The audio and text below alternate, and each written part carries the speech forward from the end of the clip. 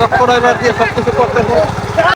এসব রাস্তায় গাড়ি দক্ষ ড্রাইভার ছাড়া এখান থেকে কখনো দাম নেওয়া আমাদের পক্ষে সম্ভব হবে না। দেখা যাক কি হয়। একটু বাইকে দেওয়া হয়েছে ড্রাইভার হিসেবে এখন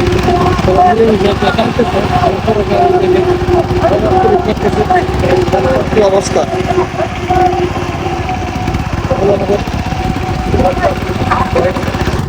কাহিল অবস্থা, তারা ধান টেনে নিচ্ছে বাড়িতে। এত কষ্ট করে বসে ধান নিতে হয় বৃষ্টির কারণে, কিছু করার নাই। কিছু করার নেই। তাহলে আমাদের সোনার বাংলাদেশ, রাস্তাঘাটের কোনো ঠিক নেই, সবকিছুই অবহেলিত, সবকিছু অবহেলিত। রাস্তাঘাট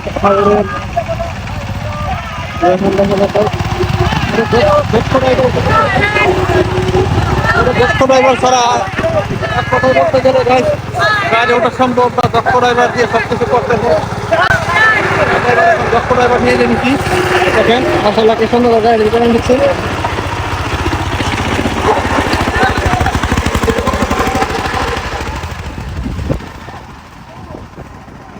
কি অবস্থা দেখেন গাইস, আল্লাহু আকবার। ছোট ভাইকে দিয়ে হলো না, তারপর আমাদের